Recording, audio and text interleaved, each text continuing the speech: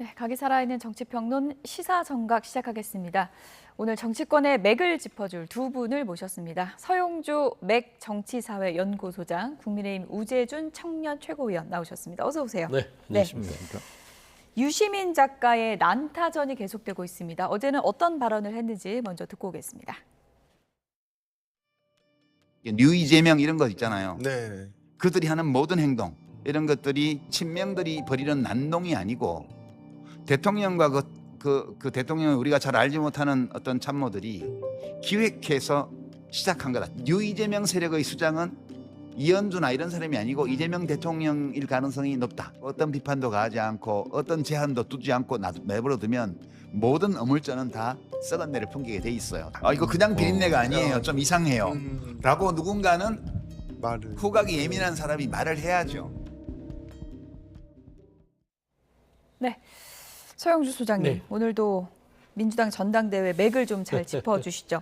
유시민 작가가 뉴 이재명 세력의 수장은 이재명 대통령이다라고 이제 못 박아버렸습니다. 그러니까 뭐 네. 진보 진영이나 민주당의 수장이 아니라 뉴 이재명의 수장이다. 뭐 이렇게까지 얘기했는데 어떻게 받아들여야 될까요?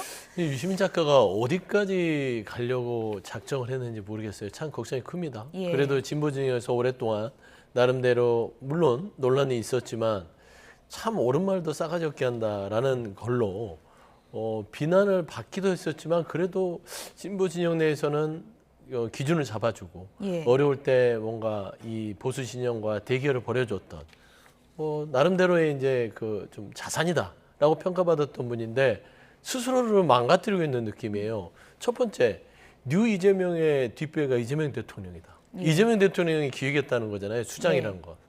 대통령이 그렇게 한가하지 않습니다.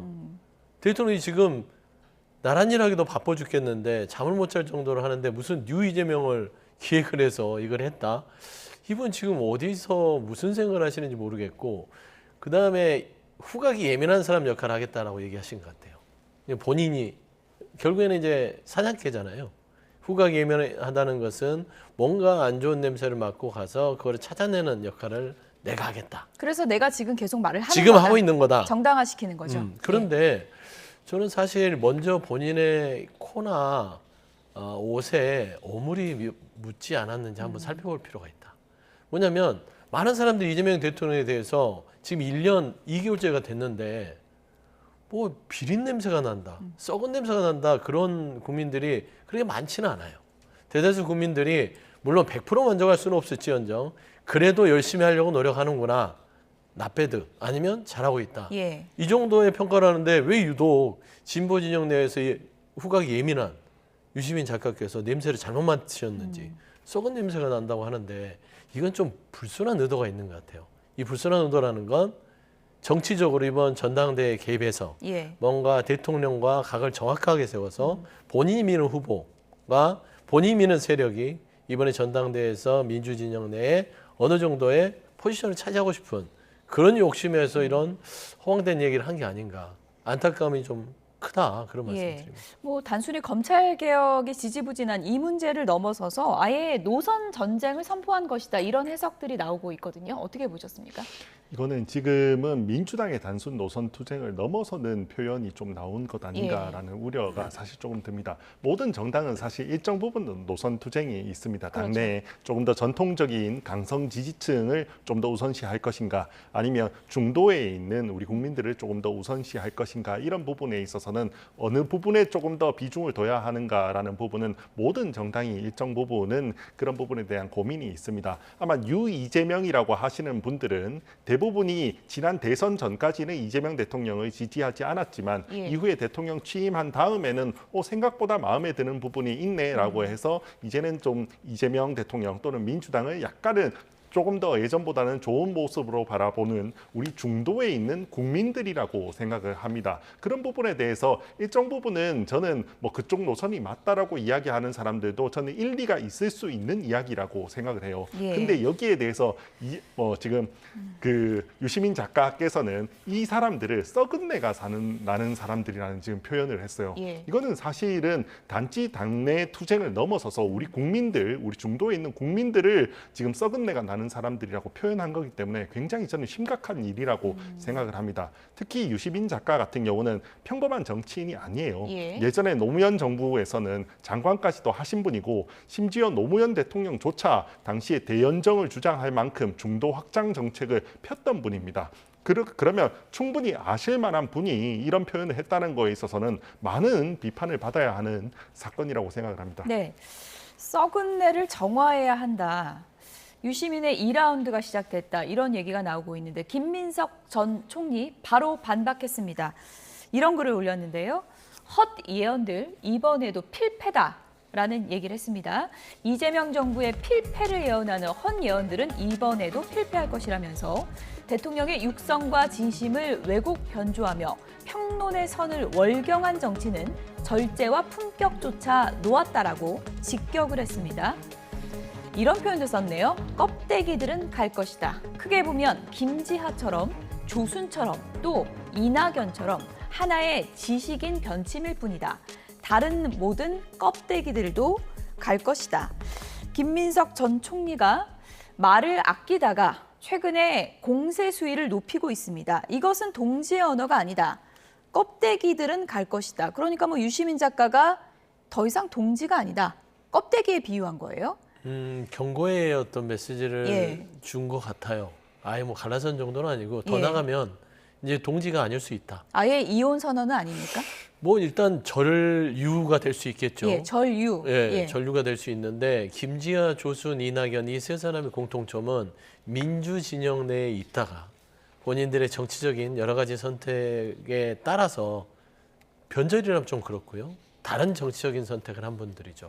그러니까 진보 진영에서 여러 가지 자양분을 다 먹고 나서 예. 그리고 나선 지금은 반대편에 서서 지금 현재의 진보 진영과 현 정부를 욕하는 분들이에요. 그 수준으로 이제 유시민 작가가 떨어지고 있다. 이게 뭐 ABC론, 제국축론 여기까지는 그냥 애교로 볼 수 있는데 네. 어물전론을 꺼내들면서 오물 얘기를 했어요. 오물. 네. 왜 오물 얘기를 했냐면 정화를 해야 되잖아요. 정화는 오물이 아닌 거를 하진 않아요. 정화하는 대상은 오물입니다. 그러면 지금 현재 이재명 정부, 뉴 이재명은 오물이라고 표현한 거라고 해도 되잖아요. 정화는 어떻게 하라는 건가요? 그러니까 정화를 내가 어떻게 해야 되는지는 제가 이 유시민 작가의 말 속에 모르겠어요. 예. 뭐죠? 그러니까 계속해서 던지는 말들이 대안이 없이 규정만 합니다. 뉴 이재명의 수장은 대통령. 지금 현재의 이재명 정부는 어물전인데 썩은 냄새가 나기 때문에 정화해야 될 대상. 그러면 이게 규정이 이미 이재명 정부는 썩은 정부예요. 근데 본인만 주장하는 거고. 예. 그다음에 뉴 이재명의 수장이 대통령이 기획했어요. 근데 이거는 근거가 없어요. 그런 생각이 든다 정도입니다. 그래서 이 정도면은 김민석 전 총리, 지금은 김민석 후보라고 해야겠죠. 후보 차원에서는 이거 좀 화가 나는 일이죠. 제가 봐도 그래요. 저는 이제 어물전론을 유시민 작가는 마지막으로 예. 꼴뚜기 신세를 면치 못할 것 같다. 네. 예, 망신살이 곧 펼쳐질 것 같다 그런 생각이 듭니다.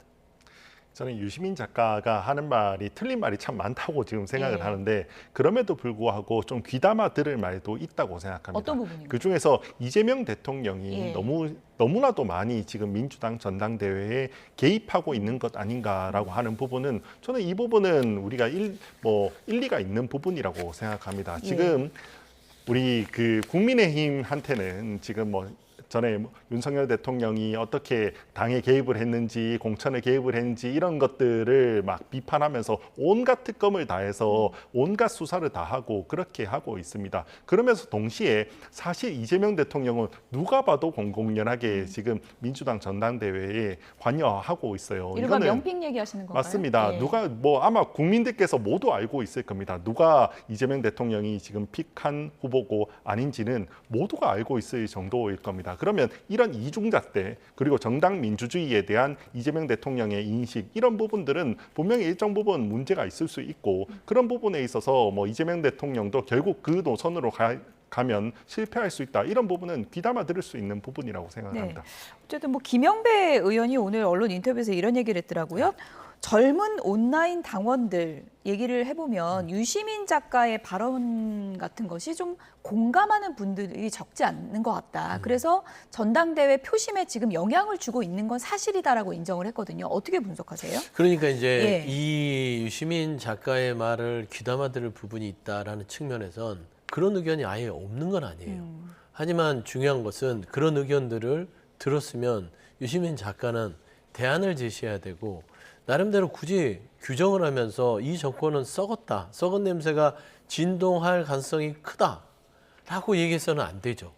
뉴 이재명의 수장이 대통령이라고 얘기해서도 안 되죠. 규정을 하면 안 돼요.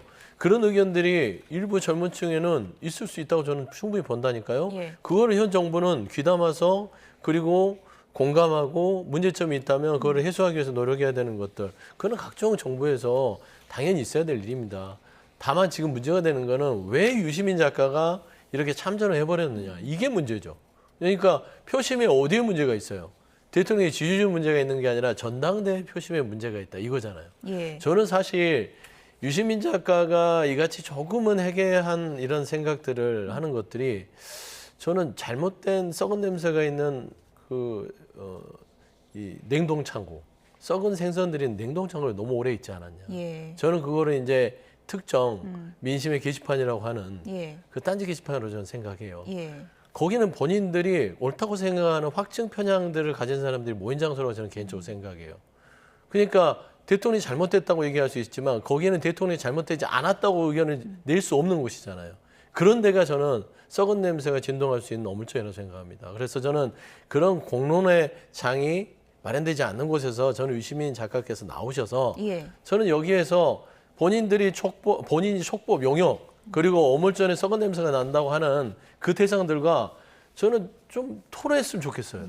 이래 숨어서 뒤에서 좀 그래도 한때 잘 나가시던 분이 뒤에서 좀 이렇게 저격하지 말고 젊은 평론가들 아니면은 그 본인이 지적하는 용역, 촉법, 뉴 이재명 좀 YTN이라고 나와서 좀 TV 토론회도 해서 한번 풀어봐라. 그러면은 이제 좀 나름대로 국민들이나 본인 스스로도 이렇게 나락으로 가는 길을 조금 막을 수 있지 않을까 생각이 드는데 예. 그런 제안을 하면 어떻게 생각하시는지 궁금하다. 예. 어쨌든 지금 뭐 전당대회 표심에는 본인의 말빨이 먹히고 있다. 이런 계산인 것 같긴 한데 민주당 전당대회 지금 표심은 어떻게 흘러가고 있는지 저희가 여론조사 그래픽을 좀 보면서 짚어보도록 하겠습니다. 민주당의 이제 당대표 적합도 조사 결과입니다. 지금 이제 후보 순으로 나와 있고요. 김민석 후보가 21.5%, 정청래 후보가 25.7%입니다. 송영길 후보가 8.3%. 이것은 전체 이제 여론조사이고요. 이번에는 이제 민주당 당대표 호남권 적합도를 보도록 하겠습니다. 지지층과 무당층을 합친 조사 결과고요. 김민석 후보가 40.5, 정청래 후보가 24.3%입니다. 민주당 지지층만 좁혀서 살펴보면 이렇습니다.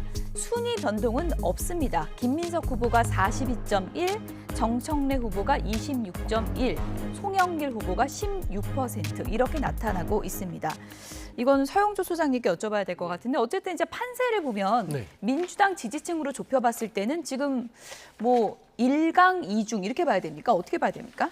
뭐 1강 2중으로 봐도 뭐 크게 뭐 무리가 없을 것 같아요. 예. 1강 2중인데 이제 또 앞서 그 전체 여론조사를 보면 정청래 후보가 앞서는 것도 지금 나오지요. 네, 지금 그래픽은 기호 순으로 저희가 이제 표출돼서 네. 보여드리고 있고요. 네. 정청래 후보가 가장 높은 것은 이제 민주당 지지층만 대상으로 한 게 아니고 전체를 그렇죠. 여론조사한 진보 것이기 보수 때문에 모두를 예. 합친 거잖아요. 예. 그런데 이제 호남권만 봤을 때는 또 김민석 후보가 압도적으로 앞서는 걸로 나옵니다.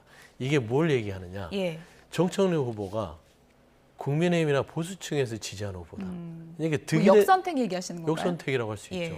사실상 정청래 후보가 돼야만 민주당이 더 혼란스럽고 우리에게 이득이 된다라는 판단 하에 저는 정청래 후보를 선택하는 보수층이 많았을 것이다. 그렇게 저는 해석이 되는데 다만 이 민주당의 전당대회는 중요한 거는 호남 권리당원이 가장 많은 지역이기 때문에 예. 호남권의 적합도가 결국에는 그 흐름을 읽을 수 있는 것이에요. 그래서 보면은 1강 2중 구도로 계속해서 이제 흐름을 갖고 가기 때문에 네. 앞서 유시민 작가가 뭐 여러 가지 얘기를 한다 손 치더라도 크게 표에는 어느 영향이 없을 거라고 제가 생각이 전 들고 대표심의 큰 변수는 안 된다. 저도 그렇게 예. 봐요. 그리고 전체를 보더라도 양자면 모르지만 3자로 합을 했을 때는 또 정청래 대표가 압도적으로 이기지는 않습니다. 김민석, 송영기를 합해버리면 정청래 후보가 예. 뭐 국민의힘이나 중도층에서 선택했다 하더라도 또 앞서는 것으로 해석을 할 수가 없기 때문에 결코 이게 지금 뭐 정청래 후보가 두드러지는 그런 선거 양상은 아니다. 그래서 지금 김민석 후보의 이 일강 구도가 언제쯤 어떻게 변할지 그게 예. 이제 관전 포인트가 될 것 일단 뭐 같습니다. 여론조사 몇 개만 보고는 전체를 뭐 판단할 수 없지만 김민석 후보가 여론조사에서는 상당히 강세를 보이고 있는 상황인데 그런데 이제 김민석 전 총리가 최근에 이제 공격수를 자처하고 있습니다. 신천지 카드까지 꺼내 들었는데요. 어떤 내용인지 보시죠. 반명 분열주의 신천지의 비밀 3자 연합을 깨는 것이 이번 전대의 본질이라고 봅니다. 신천지와 관련해서는 차근차근 말씀드릴 기회가 있을 것입니다. 신천지 특검이 진행이 안 된 점 또 같은 것들을 하나하나 이렇게 짚어가면서 신천지의 정치 개입에 대해서 엄격한 비판을 할 수 있게 되기를 바랍니다. 신천지의 정치 개입에 대해서 다른 분들도 엄격한 비판을 하고 예방하는 데 힘을 합치게 되기를 바랍니다. 저하고는 전혀 상관이 없는 문제고 관련이 없는 문제인데 이런 가짜뉴스, 허위 조작 정보로 저에게 이미지를 씌우는 시도가 있다면 그것은 무관용의 원칙으로 법적 조치하겠다라는 말씀을 드리고 저는 신천지의 정치 개입의 문제점에 대해서만 지적했고 그것을 특정 후보와 연결시키는 것에 대해서까지 제가 책임질 필요는 없을 것 같습니다. 신천지 관련해서 이전에 말씀하실 때 적당한 때에 근거를 갖고 말씀해 주시겠다고 말씀하셨는데 그게 혹시 뭐 언제쯤 어떤 형태로 말씀하시겠다는 생각이실까요? 네, 제게 맡겨주십시오. 네, 그러니까 신천지 신도들을 당원으로 가입시켜서 특정 후보 당선시키려 한 거 아니냐. 김민석 후보가 이런 의혹을 제기한 건데 특정 후보를 언급한 적은 없다고는 하지만 누구나 그 특정 후보가 누군지는 알 수 있는 그런 상황인데 신천지 당원 문제, 이건 뭐 국민의힘도 맨날 나왔던 얘기잖아요. 이 부분 관련해서는 우리 예. 정치가 양당 정치가 좀 공고화되고 그리고 당원의 힘이 워낙 강해지다 보니까 그러다 보니까 혹시 그 당원들의 특정 종교 집단이 집단적으로 가입을 해서 예. 정당 정치를 좀 위협하는 것 아닌가라는 부분에 대한 우려는 뭐 오래전부터 나왔습니다. 그렇죠. 특히 뭐 최근에는 뭐 정청래 대표 같은 경우는 아무래도 자기가 당원에서 조금 자신 있다라는 이런 태도를 조금 보이면서 그 당원들이 오히려 제대로 된 민심을 반영하는 게 아니라 외부의 어떤 세력과 결탁된 사람이 아닌가 이런 부분에 대한 의혹 제기 정도는 저는 뭐 할 수 있는 부분이 아닌가라는 생각이 듭니다. 저희가 이 문제를 먼저 겪었죠. 예. 사실 지난 특검을 저희는 받았습니다. 통일교에서 집단적으로 그 국민의힘에 가입한 것이 아닌가라는 부분에 있어서 저희가 당원 명부까지 전부 다 압수수색이 되는 그런 일이 있었습니다. 예. 그 결과에 대해서 혹시 국민들께서 많이 이렇게 주목하지 않으실 수 있는데요. 실제로는 우리 100만 당원 중에 가입한 사람이 한 4,000명 정도밖에 안 되는 걸로 그랬군요. 이렇게 나왔습니다. 예. 그래서 그때 당시에는 그 국민의힘은 큰 문제가 없는 것 같다 이렇게 이야기가 나왔습니다. 저는 이번에 필요하다면 민주당도 특검을 한번 받아보시면 어떻나라는 생각이 듭니다. 예. 저희가 좋은 사람을 추천해 드릴 테니까 예. 언제든지 특검을 한번 받아보시면 좋지 않나 특검 싶습니다. 받을까요? 뭐 필요하면 받아야죠. 예. 뭐 특검은 무조건 뭐 이게 유불리에 따라서 뭐 받고 안 받고의 문제가 아니라 이게 진상규명이 필요하다면 해야 되는 것이고. 이번에 나온 얘기가 좀 근거가 있는 얘기예요? 근데 신천지나 통일교 이렇게 유사종교의 정치 개입 문제들은 이게 하루 이틀 문제는 아니었던 것인 것 같아요. 단순하게 어떤 특정 시점에서만 있었던 게 아니라 이 우리가 전통 종교들은요. 정치에 개입하는 거를 굉장히 터부시합니다. 예. 근데 이제 전통 종교가 아닌 유사 종교는 본인들의 어떤 세력을 유지하고 사업성으로 확장시키기 위해서 정치권과의 밀약을 하려고 하는 시도들이 많아요. 네. 특히 이제 통일교는 우리가 뭐 여러 가지 이제 뉴스를 통해서 접했고 최근에는 신천지 이만희 씨가 특정 연월에 한 8,000명, 32,000명 이런 식으로 본인들의 어떤 신천지 그 말하자면 교인들을 어떤 정당에 가입시키는 것들이 지금 이제 법원에서 이제 그 확정 판결이 예. 앞두고 있지 않습니까? 이런 것들이 전방위적으로 됐을 가능성이 크기 때문에 이게 이제 당원 주권도 좋고 이 당원들에게 어떤 권리를 행사하게 하는 것도 좋지만 이런 유사 종교와 정치권이 막 이렇게 그 뭔가 암묵적이고 이득을 위해서 손을 잡는 것들은 굉장히 민주주의를 파괴하는 행위입니다. 이것들은 민주당의 전당대회를 통해서라도 필요하다면 밝혀져야 할 부분인데 저는 김민석 후보가 특정 후보에 대해서는 한 건 아니라고 그러잖아요. 저도 그러기를 바라고 이거는 특정 후보 얘기가 아니면 지금 그 얘기를 왜 꺼냅니까? 그러니까 이제 예. 그 특정 후보가 아니기를 바라고요. 예. 그래서 다만 이 문제를 통해서 여야 간의 정당에 유사 종교가 들어올 틈을 없애고 다만 이제 이중당적 부분을 가지고 어떤 그 유권자의 선택 자체가 혼란스러워질 수 있는 그런 부분들은 이번 전당대회에서 좀 문제 제기를 하는 것들은 올바르지 않냐. 송영길 의원이 홍준표 전 시장을 네. 찾아가서 만났더라고요. 만나서 이 신천지 관련 얘기를 했다고 하는데 뭐 어떤 얘기를 들으려고 밥을 먹겠다고 굳이 갔을까요? 원래 신천지 얘기를 하려고 만난 게 아니고 예. 송영길 후보가 이제 홍준표 이제 전 대구시장이랑 식사 약속이 있었나 봐요. 예. 그래서 요새 정치권이 너무 낭만이 사라졌다. 이게 여야 간의 대화도 사라지고 소통도 사라지고 송영길 후보 같은 경우는 예전에 이준석 대표할 때 본인이 대표할 때 둘이서 얘기도 하고 토론도 예. 하고 이러면서 여야 간의 벽을 허물려고 노력했던 사람이라서 결국에는 홍준표 대구시장과 좀 정치 원로로서 우리가 정치가 좀 제대로 복원될 수 있는 얘기를 좀 해보자. 네. 만났는데 거기에서 이제 홍준표 전 대구시장이 신천지 경험담을 쫙 풀면서 예. 그 얘기를 이제 송영길 신천지 후보가 하게 목적은 된 거예요. 아니었는데 마침 밥을 먹다 나왔다. 네, 그렇습니다. 그렇게 알고 있습니다. 그렇게 믿으십니까? 그게 팩트입니다. 제 생각은 그렇진 않을 것 같은데 어떤 얘기를 나누는지 그래픽을 좀 보여주시면 홍준표 전 시장이 이렇게 글을 올렸습니다. 제가 살고 있는 잠실까지 찾아와준 송영길 의원과 오찬을 했다. 대화의 끈을 놓지 않고 막후의 대화를 나눴던 존중한 후배다라고 했고요. 송영길 의원은 오늘 홍준표 선배가 신천지 이만희 교주로부터 직접 들었던 충격적인 얘기를 해주더라. 이 충격적인 얘기가 뭔지 모르겠지만 짐작은 좀 가시나요? 근데 홍준표 시장님께서 전 예. 시장님께서 이 신천지 이야기를 해오신 건 하루 이틀 이야기는 아닙니다. 그렇죠. 오래 전부터 홍준표 전 시장님 같은 경우는 지난 윤석열 대통령과의 경선에 있어서 집단적으로 신천지가 개입을 했고 그것 때문에 본인이 낙선했다라고 그렇게 믿고 있으신 것 예. 같아요. 근데 이후에 사실 홍 시장님 같은 경우는 대구시장을 하실 때는 조금 신천지와 잘 지내려고 노력하셨다라고 이렇게 보이는 정황들이 많이 있어요. 유독 네.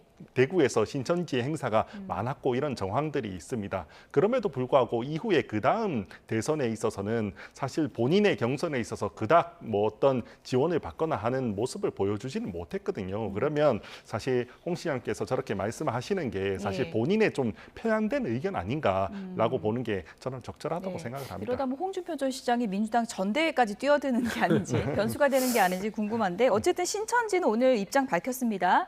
민주당에 관심 없다. 김민석 후보의 거짓 전대 개입설 법적 조치하겠다. 이런 입장을 밝혔다는 거 다시 한번 말씀드리겠습니다. 민주당에는 예. 관심이 없을 거예요. 예. 국민의힘에 관심이 국민의힘만 많았을 관심 수 있습니까? 그렇습니다. 국민의힘도 아니라고 하잖아요. 근데 현재까지는 이제 법정에서 지금 예. 공소가 된 사실이 예. 국민의힘과의 관계성이다. 네. 신천지 얘기는 여기서 이제 줄이도록 그렇습니다. 하겠습니다.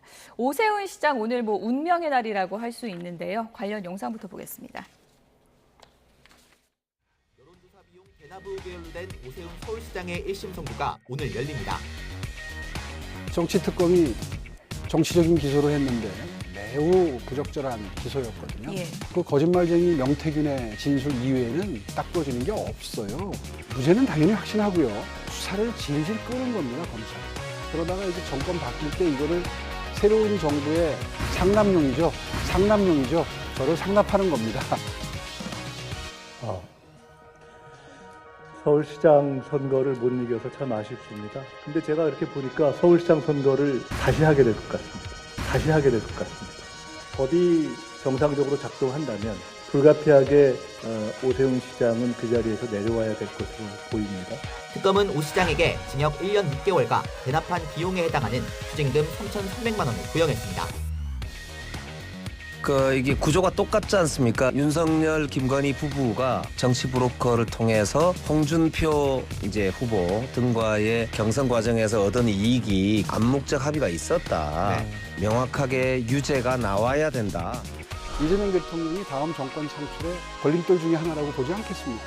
근데 제가 이렇게 보니까 서울시장 선거를 다시 하게 될 것 같습니다.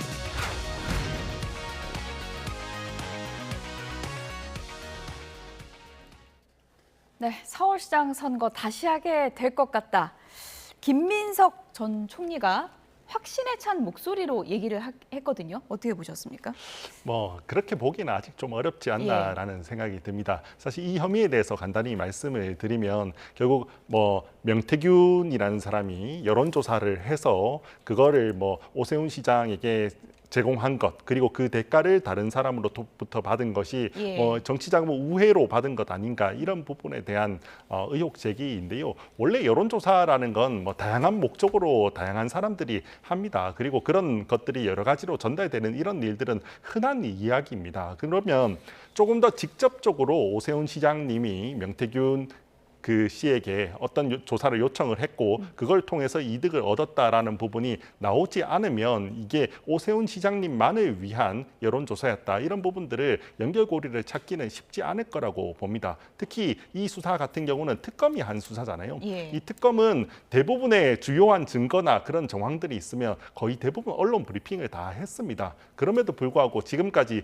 직접적으로 오세훈 시장님이 어떤 부분을 요청을 했고 그 다음에 오세훈 시장님한테 이 여론조사를 제공했다라는 부분에 대한 증거는 적어도 지금까지는 나온 게 없는 걸로 보여요. 그러면 오늘 재판에서 무조건 이게 유죄가 나온다, 이렇게 확신하기는 어려운 상황 아닐까라고 생각합니다. 어쨌든 오세훈 시장은 오락가락하는 명태균 진술밖에는 증거가 없다, 이렇게 주장하고 있는데 오늘 오후 2시에 나옵니다. 이게 경우에 따라서는 시장직을 이제 유지하는 상당히 좀 부담이 되는 시나리오도 있을 수 있는 거 아닙니까? 그렇죠. 이제 검찰 구형이 조금 과중해요. 1년 6개월. 그러면 1년 6개월이면 여기에서 무죄를 받지 않으면 시장직을 유지할 만한 선고형이 나올 수 있을까? 저는 안 나올 거라고 봐요. 그럼 결국에는 무죄를 받아야 됩니다. 그럼 무죄를 받을 확률이 얼마나 될까? 낮을 거라고 보는 거죠. 그래서 저는 사실상 여론조사 비용을 대납을 그 후원장이 김한정 씨가 한 건데 김한정 씨와 오세훈 시장과의 관계, 이런 부분들을 재판부가 좀 볼 것 같아요. 이게 암묵적 합의나 동의가 충분히 이루어질 만한 관계인가. 지금 지난번에 그 윤석열과의 김건희, 윤석열 이 두 사람과의 관계에 있어서 윤석열에 대해서 유죄를 낸 것도 김건희 씨랑 명태균, 윤석열 이 세 사람과의 관계 속에서 부부간에는 암묵적 합의가 있을 수 있는 거 아니냐. 이런 모든 것들을 정치적 이득과 대가를 바라고 했던 것을 알고 있었다라는 것들이 유죄의 취지였기 때문에 저는 그 암묵적 합의와 동의에 대한 것들이 재판부에서 인정이 된다면 저는 시장직을 유지할 수는 없는 그런 선고형이 예상이 된다. 그게 좀 합리적이지 않을까. 무죄가 나오는 게 더 이례적이다. 저는 그렇게 좀 판단이 됩니다. 그러니까 시장직 유지에도 오늘 굉장히 중요한 변수지만 오세훈 시장이 대권 가도에도 굉장히 중요한 변수가 되는 날이겠네요. 그렇습니다. 오세훈 시장이 최근에 당의 중진들과 연쇄이동을 합니다. 어제 윤상현 의원도 만났고요. 보수 재편의 이제 역할을 찾고 있다. 본인으로서는 지금 동력을 좀 얻을 그런 구심점을 찾고 있다, 이런 분석들이 나오더라고요. 그렇죠. 오세훈 시장님 같은 경우는 지난 지방선거에서 많은 사람들이 정말 어려운 선거일 거라고 이야기했음에도 불구하고 시민들의 선택을 받아서 이렇게 당선이 됐습니다. 역대 최초의 5선 서울시장이죠. 그리고 서울을 정말 전 세계적인 도시로 이렇게 만든 장본이기도 합니다. 그렇기 때문에 많은 국민들의 기대를 받고 있는 건 사실입니다. 특히 지금은 우리 보수 정당이 아무래도 조금 많이 취약해지면서 그러면서 더 거기에 대비돼서 오세훈 시장님이 많은 기대를 받고 있는 게 사실입니다. 오늘 이 선고가 아마 오세훈 시장님한테는 아주 중요한 분기점이 될 수 있지 않을까라고 생각을 합니다. 오세훈 시장이 얼마 전에 국민의힘 의원들과 만난 자리에서는 이제 당 대표제를 아예 없애자, 이런 얘기를 할 정도로 지금 장동혁 대표와는 각이 서 있는 상황이고, 또 우리 이제 우재준 청년 최고위원도 지도부 사퇴하자, 이런 얘기를 한 지가 이제 꽤 됐잖아요. 장동혁 대표가 지금 버티기 전략으로 나가고 있는데 이러다가 국민의힘의 최장수 대표가 될 것 같다, 이런 전망까지 나오고 있더라고요. 제가 뭐 우리 지도부에 이제 사퇴를 해야 된다라고 예. 이야기를 했던 제일 먼저 이야기를 했던 사람이죠. 예. 저는 뭐 실질적으로 지방선거가 끝나면서 우리 임기가 끝났다라고 주장을 했던 거고 그 이외에도 뭐 어떻게 지방선거가 패했으니까 이제 지도부가 책임을 져야 한다 이렇게 이야기하신 분들도 있었습니다. 다양한 논의가 예. 지난 한 달 정도 있었고 그런 부분에 있어서는 충분한 의사는 이미 장동혁 대표님한테도 전달이 됐다고 생각합니다. 아마 저는 머지않아서 그래도 어느 정도 답을 주실 거라고 이렇게 생각하고 있습니다. 단순한 머지않아가 어느 정도인가요, 최고위원님? 뭐 적절한 순간이 있을 거라고 생각을 예. 합니다. 저는 그래도 장동혁 대표님이 이런 우리 당원들 그리고 우리 민심에 대해서 완전히 외면하는 그런 분은 저는 아니라고 생각을 합니다. 최근에 나오는 당대표제를 없애자라는 부분은 꼭 장동혁 대표님만을 위해서 내려오라 이런 것 아니라고 예. 생각을 합니다. 우리 당이 현실적으로는 여러 주요 정치인들이 있고 그 사람들 사이에 사실은 조금 어느 정도 간극이 있는 것도 사실이고 그걸 모두 통합할 수 있는 이런 리더십이 조금 부족하다라고 이렇게 평가되는 것도 사실입니다. 그리고 과거에는 한 명의 당대표가 너무 많은 공천권이나 이런 것들을 행사하면서 오히려 그게 계파 정치와 좀 줄서기 문화를 만든 것 아닌가라는 예. 부분에 대한 반성도 있는 것도 사실입니다. 그런 맥락 속에서 우리 당을 어떻게 좀 개혁해볼까라는 맥락에서 일정 부분 당대표를 한번 없애보자 이런 아이디어가 나오고 있는 거라고 생각합니다. 그러니까 지금 장동혁 사퇴로는 동력을 아예 잃었다. 이런 분위기는 아닌 거군요. 꼭 그런 건 아닙니다. 예. 지금 뭐 그래서 국민의힘에서는 김재섭 의원 같은 경우 사실상 식물 대표 아니냐 이런 얘기도 나오고 있고 이제 민주당 패널분들 중에서는 이렇게 방치하는 것도 국민의힘 의원들도 같이 공범되는 거다라는 지적도 하고 있습니다. 끝으로 이 부분도 좀 짚어주시죠. 네, 장동혁 대표 문제는 오래된 문제지 갑자기 튀어나온 문제가 아니에요. 지방선거 이후에 어떤 그 결과에 대해서 책임져라를 놓고 나서 장동혁 대표 문제가 아니라 아주 오래 전에 12.3 그 내란의 밤 이후부터 장동혁 대표가 가지고 있는 국민의힘에 대한 입장 이걸 가지고 싸워왔던 것이고 이 노선 투쟁에서 장동혁 대표는 윤어게인이고 윤어게인이라는 부분에 국민의 동의를 못 얻었음에도 불구하고 쭉 여기까지 온 겁니다. 그리고 지방선거를 졌죠. 그런데 책임을 지지 않고 있어요. 결국에는 식물 대표라기보다는 저는 양양저 최고가 했던 말이 더 적합한 것 같아요. 어떤 말이요? 좀비. 좀비. 그냥 살아 움직이긴 하죠, 왕성하게. 예. 그러나 어떤 정당의 야당 대표로서의 정신이나 가치와 신념을 그리고 대우를 받는 야당 대표인지 여기에 대해서는 사실상 당내에 있는 의원들뿐만 아니라 밖에 있는 국민들조차도 수긍하기 쉽지 않을 것 같다. 그렇게 평가하고 싶습니다. 어쨌든 뭐 버티기 얘기는 저희가 계속하고 있는데 이렇게 되면 다음 달에는 1년을 맞이하게 된다는 점 짚어드리겠습니다. 지금까지 우재준 청년 최고위원, 서용주 맥 정치사회연구소장 두 분이었습니다. 고맙습니다.